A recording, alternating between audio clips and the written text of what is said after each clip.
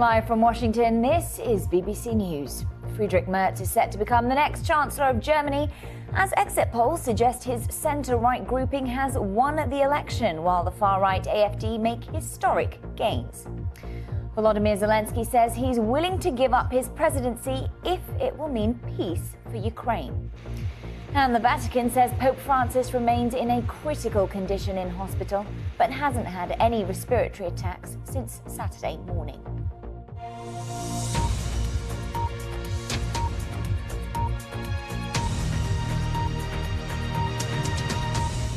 Hello, I'm Ritika Gupta and welcome to the programme. And we begin in Germany, where Conservative parties appear to have secured a decisive victory in snap elections. According to exit polls, Friedrich Merz of the centre-right Christian Democrats is poised to become Germany's next Chancellor after the party secured 30% of the vote. But the far-right Alternative for Germany party, better known as AfD, came in second with a record 20%. Boosting the EU's biggest economy and immigration reforms were the top issues for voters following the collapse of Chancellor Olaf Scholz's coalition last fall. The three outgoing parties, including Scholz's ruling Social Democrats, were considered the biggest losers of Sunday's election, pointing to German voters' frustration with the incumbent government. But Merz now faces the challenge of forming a coalition government and has already discounted bringing in the AfD. Our Europe editor Katja Adler reports. With a spring in his step, the man likely to be Germany's next Chancellor, usually pretty dour in his demeanour, allowed himself a brief beam at the party faithful before getting down to serious business. Dear friends, the world outside won't wait for us. We need to get our domestic politics right. We need to be more present on the EU and the world stage. Germany will have a reliable government again. Let's celebrate now, and the hard work begins tomorrow, is what he said. Friedrich Merz has dreamt all of his life of becoming Germany's next Chancellor, but he knows the challenges at home and abroad are huge. Germany's economy is so big, it's such a key player in NATO and the EU, that success or failure here impacts all of Europe. Shame on you! And Germany is divided. As Friedrich Merz was speaking inside party headquarters, these protesters outside tried to drown him out. While on the other side of Berlin, the hard-right AfD was smiling through gritted teeth. They wanted us to halve our support, but we doubled it, said the party leader. Since World War II, no far-right force has ever had this success in Germany. It'll be frozen out of government, though, considered too extreme by traditional parties here. The AfD says they're wrong. Even without the AfD, coalition building is a tricky business. Bargaining, bartering, even bickering is usual. But voters I met at this Berlin market today said politicians had no time to lose. We need a new government fast. We are drowning in problems. Money, migration, defense. I think we need to build a new government quickly because the world feels like a dangerous place right now. Donald Trump, Vladimir Putin, Germans worry about the safety and future of their country and of Ukraine. Germany is the second largest donor of military aid to Kyiv after the US, but it's not sure it's ready to send boots on the ground there. Berlin's Brandenburg Gate is a military monument that's come to symbolize peace and unity, neither of which Germany or Europe have right now. This continent is scrambling to get its act together. Tonight's results point to stronger leadership from one of its biggest powers. Katja Adler, BBC News, Berlin. And Sumi Somaskanda has the latest from Berlin. It's been an interesting evening. We've heard from all the party leaders. Traditionally here in Germany on an election night, about an hour and a half after you get the exit poll results, you see all of the chancellor candidates from all of the parties sit together at a big round table on German television where they talk about the results and the possibility of how things go forward from here. Very interesting to note that Alice Weidel, the leader of the far-right AfD, said she feels like there is a democratic deficit in Germany's system because her party was able to achieve their best result ever, close to 20% of the vote. Important to say that is the first time in Germany's post-war history that a far-right party has been that successful, and yet they will not be part of any government because, as you said, the other centrist parties have all said they will not form a coalition with the far right. That is historically, since the end of the war, something that the centrist parties have agreed on together. Now, if you look at Olaf Scholz, you just mentioned in your lead-in, Ritika, he actually said, this is a big disappointment for his party.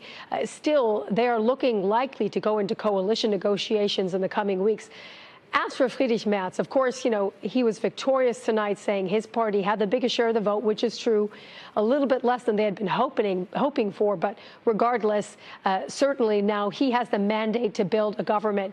But very interesting this evening in that political round, he talked about foreign policy, and he said that what he is seeing in the U.S. he has no illusions about, and that the interference of the U.S., speaking about J.D. Vance's speech at the Munich Security Conference, supporting the AfD, for example, or Elon Musk hosting an event with the AfD, that was as brazen as the type of interference that has come from Moscow. So very strong words on the relationship with the U.S. Interesting to hear that now from who is likely to be the next chancellor. And President Donald Trump has congratulated Germany's Conservative parties, posting on his Truth social platform. The people of Germany got tired of the no common sense agenda, especially on energy and immigration, that has prevailed for many years. This is a great day for Germany. It comes after repeated posts from Elon Musk in support of the AfD following Friedrich Merz's victory. The new chancellor apparent said Europe needed independence from the US and criticized interventions from Washington in the elections as outrageous. European leaders are rallying behind Ukraine as it approaches 3 years of war. Among a flurry of calls to allies on Sunday, British Prime Minister Keir Starmer spoke with French President Emmanuel Macron about meeting Ukraine's security needs. Both leaders are heading to Washington this week for separate talks with President Trump, and on Monday, the UK and EU are expected to announce a fresh round of sanctions against Russia for its aggression in Ukraine. Here's a look at where territorial gains currently stand. The regions you can see in red there in Ukraine's east are controlled by Russia, while the purple shows areas that have been regained or held by Ukrainian forces. Overnight, Russia launched its largest drone attack yet, targeting at least 13 regions overnight, including the capital, Kyiv. From there, the BBC's Ukraine correspondent James Waterhouse sent this report. In Kyiv, war fatigue has a different meaning than it does in Washington. A record 267 Russian drones were launched in one night. Most were shot down, but some always break Ukraine's stretched air defences, like here in Zaporizhia. This attack preceded a wartime fixture in the capital, President Zelensky's anniversary press conference.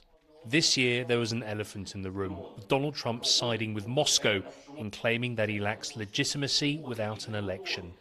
Ukraine's leader gave a surprising response. If to achieve peace you really need me to give up my post, I am ready. I can trade it for NATO, if there are such conditions. I'm focused on Ukraine's security today, not in 20 years. I'm not going to be in power for decades. The White House is demanding access to billions of dollars worth of Ukraine's natural minerals in exchange for the military aid it's provided to date and could in the future. Mr. Zelensky says America's help so far have been agreed as grants, not loans. When the US sells weapons to Israel, Qatar, Saudi Arabia, the UAE, do they earn 100% interest? I just want a dialogue with President Trump. I'm not signing something that will be paid off by 10 generations of Ukrainians. That was the most relaxed we've seen President Zelensky in this anniversary press conference. Clearly, he and Donald Trump have a relationship that is far from ideal. And you get the sense, outwardly at least, that he would not accept a mineral deal or ceasefire plan that he didn't think was in the interests of Ukraine. And that would have profound consequences for the course of this war. In Russia, the invasion's architect, Vladimir Putin, was honouring fallen soldiers on Defenders Day. Medals were also given to troops fighting in Ukraine. His new relationship with Washington has been described as promising by the Kremlin. At the moment, any peace deal looks set to favour him and not Kyiv. To mark the 3-year anniversary of an invasion Russia hoped would last 3 days, there have been demonstrations across Europe, from Prague to Paris. But leaders here are now working out how to provide security in a post-war Europe without America. These anniversary press conferences have varied hugely during the full-scale invasion. At once there was talk of victory, a much-anticipated counter-offensive, but this time all of the talk was about Donald Trump and his upending of America's foreign policy, his switching of sides. But at this press conference, there was no cowering to his demands outwardly. And President Zelensky in Ukraine, there's been a sort of a political rallying around as Washington's continued to attack him. But he has been criticised for not better conveying his country's needs ahead of Donald Trump returning to office. He talked about hoping Donald Trump would come to Ukraine someday. He says he's invited him in the past, but the reality is that we're more likely to see Donald Trump with Vladimir Putin at a location in the Middle East before he comes to Kyiv. And the already fragile ceasefire between Israel and Hamas appears to be in jeopardy. Just hours ago, Hamas said it will not continue negotiations with Israel unless hundreds of Palestinian prisoners are released, as initially agreed between both parties in the long-awaited peace deal. In a move supported by the White House, Israel said it was delaying the prisoner release until the next release of Israeli hostages was secured. Israel now says its army will step up operational readiness around Gaza in possible preparation to resume fighting against Hamas. Meanwhile, Israeli tanks have been deployed in the occupied West Bank for the first time in 2 decades. Residents in 3 refugee camps have been expelled from the area, with the defense minister, Israel Katz, saying the Israeli army will occupy the territory for a year. For more on the situation in the Middle East, let's bring in the President Emerita of the Middle East Policy Council, Gina Abercrombie-Stanley. So, Gina, welcome. Thank you so much for joining us. So, for Israel, we've seen delaying the release of over 600 Palestinians, Hamas shutting down those talks until they are freed. And then you have the U.S. envoy to the Middle East, Steve Witkoff, set to go to Israel next week. Can he break that logjam? Thank you. Well, I believe he can. We have seen from the very beginning, exactly as you said, this is fragile. Many missteps, some hurdles along the way. Certainly the releases of the hostages have been very difficult for Israelis to watch before they've made it home. And of course, the release of Palestinian prisoners, even more important for Palestinians. So there have been hurdles, there have been stumbles along the way, but we've gotten much further than we thought we would from the very beginning. It was always clear that it was going to have a lot of hand-holding, not only by the United States with regard to Israel, but with others in the region, Egypt, Jordan, Saudi Arabia, and the United Arab Emirates, and of course Qatar, to keep both these parties on track. With the special envoy heading to the region later this week, it is entirely possible. We've heard him say he expects Israel to move forward. There may be this delay, but the Israeli people want those hostages home. So the prime minister is going to have that kind of pressure on him, both domestically and from those in the region and the United States. But ultimately, do you think that Israel wants peace because they've sent tanks into the West Bank and told troops to be ready for an extended stay? Yeah. Well, that is the question. And of course, what kind of peace is it going to be? We're talking about the long term of rebuilding the Gaza Strip. It's going to take Israel to say yes to that. We've seen the incursions in the West Bank, 40,000 people displaced so far. We've seen the Israelis say that they want to demilitarize Syria, that they're going to stay in Syrian territory, that they've delayed their departure from Lebanese territory. That's a lot to be juggling for one state, even with the support of the United States. Many of Israel's allies, from the United States, and from those in the region that are looking for long-term peace, will be advising greater caution as they move forward. But the stance from the US, it has been a little bit confusing of late. We have Steve Witkoff going to Israel, but then, and Trump, we saw initially putting a lot of pressure on Benjamin Netanyahu to get that phase one of the deal, then saying he doesn't mind what Israel now does, whether it continues on to phase two or resumes the war. So isn't that, how do you square the two? Donald Trump. It is President Donald Trump, and he often says things that are at odds with each other. We have to watch what those actions turn out to be. And what he's saying publicly may be very different than what he's saying privately, to put additional pressure on Hamas to do better with those releases of hostages. But he's also said that he wants to be a peace president. And when the prime minister was not moving quickly enough to get the ceasefire in place, we saw Donald Trump and his envoy get that moving forward. So we shouldn't doubt his abilities if he determines this is going to help him achieve what he wants, which is that stature of bringing peace to the Middle East. He's hearing from his allies, the Saudis, the Emiratis, the Qataris in the region about what they want as well and what it's going to take to get that deal that he's been looking for. And I want to pick up on that point there about cooperation from the wider regions in the Middle East, because he's pitched Gaza as the Riviera of the Middle East, but that hasn't had support from those Arab leaders. It would displace over 2 million Palestinians. And we've seen that the Arab leaders met in Saudi Arabia to discuss a counter proposal. What could that look like? Well, the president, again, Donald Trump, putting a proposal out like that, a proposal, it wasn't a plan, actually has jettisoned the leaders in the region to come together and figure out the way forward. We've heard, 15 years, 20 years, the president seems to think it's going to take a long time to rebuild the Gaza Strip, but I remind everyone, Nagasaki and Hiroshima, after nuclear bombs were dropped on those cities, were rebuilt within 10 years. So if that can happen with the right things in place, it will not take that long. Certainly the plan that the Arab nations are looking at will require a great deal of funding, will require a great deal of political lift. And so the payoff has got to be strong for all of the parties combined. For Israel, what that deal looks like, peace, real peace in the region, for those in the region, additional military relationships, security guarantees from the United States, and for the Palestinians, a state at some point in the future. All of those things need to be in place. It's going to take an incredible amount of diplomacy to get it done, but it can be done. All right. Thank you so much, Gina, for joining us.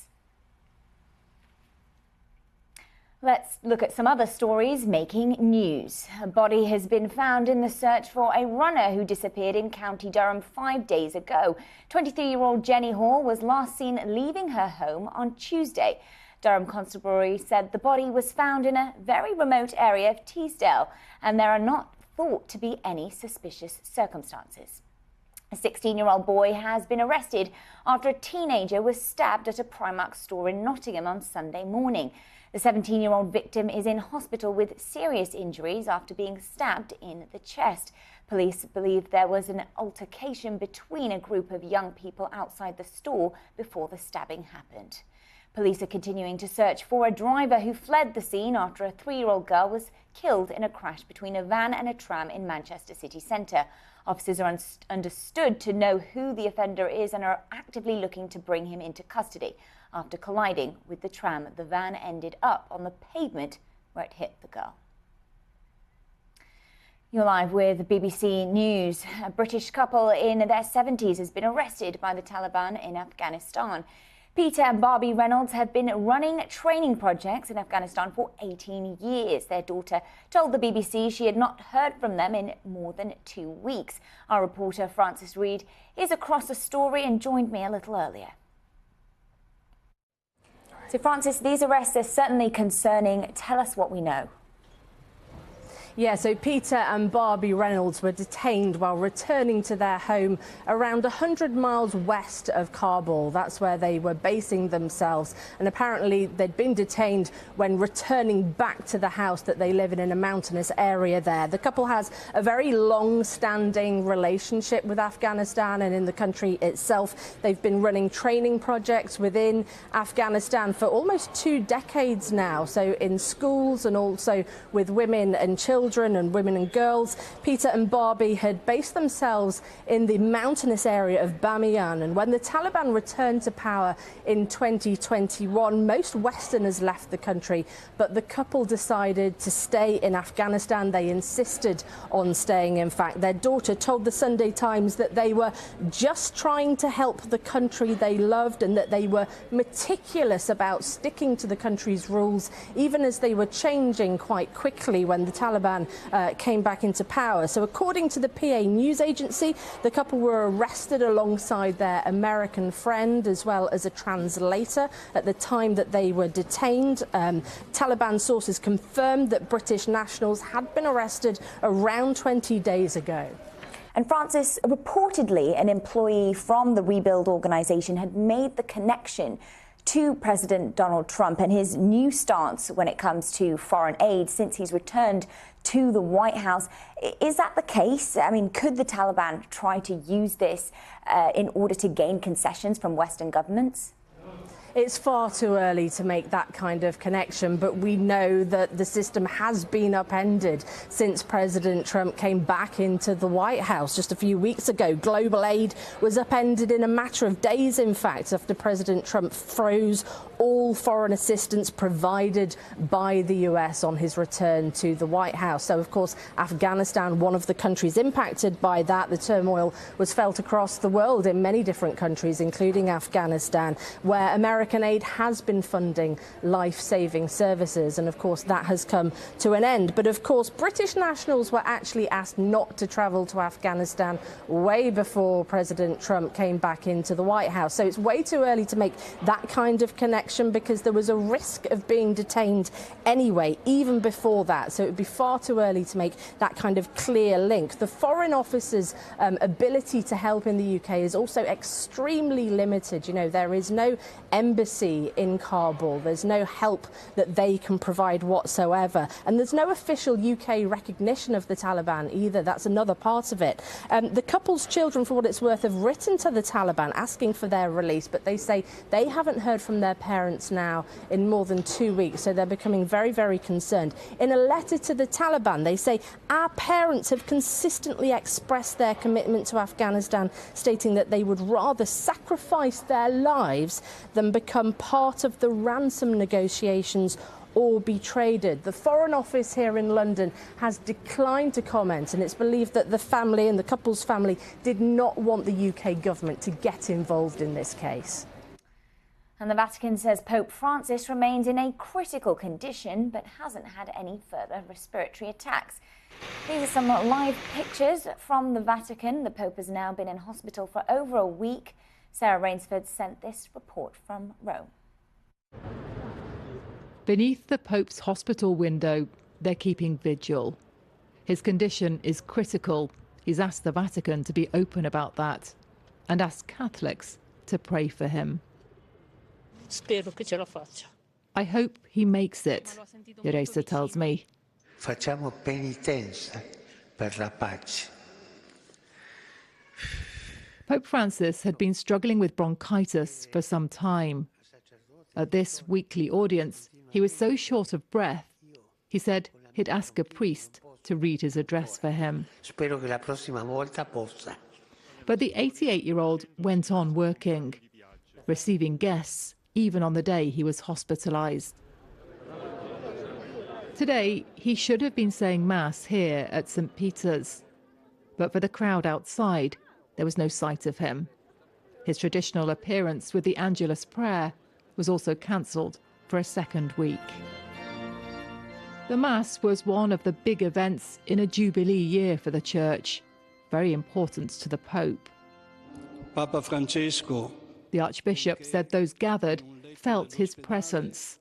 Lo sentiamo vicino a noi. But all in the Church know this is serious. Today, the Vatican said the Pope has developed a kidney problem too. Nicola and her family are Catholics from Manchester, following the updates closely. It's really sad to see that he's gotten worse and he's in a worsening critical condition. Up until recently, it looked like it was just a small illness and he was going to be okay, but now it is quite concerning. We're very, very sorry. We're here, worried for him. We'll say a lovely prayer. In a city full of pilgrims, many are doing the same. The Pope's sudden downturn yesterday really shook people here, and they know he's not out of danger. Sarah Rainsford, BBC News, Rome.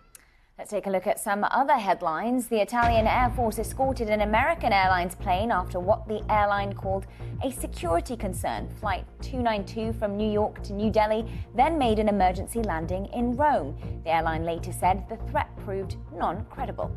The French fugitive known as The Fly has been arrested in Romania. Mohamed Amr escaped police last May in an ambush that left 2 prison officers dead. He changed his appearance here. He is donning orange hair and a smile, and he's escorted out of court in Bucharest.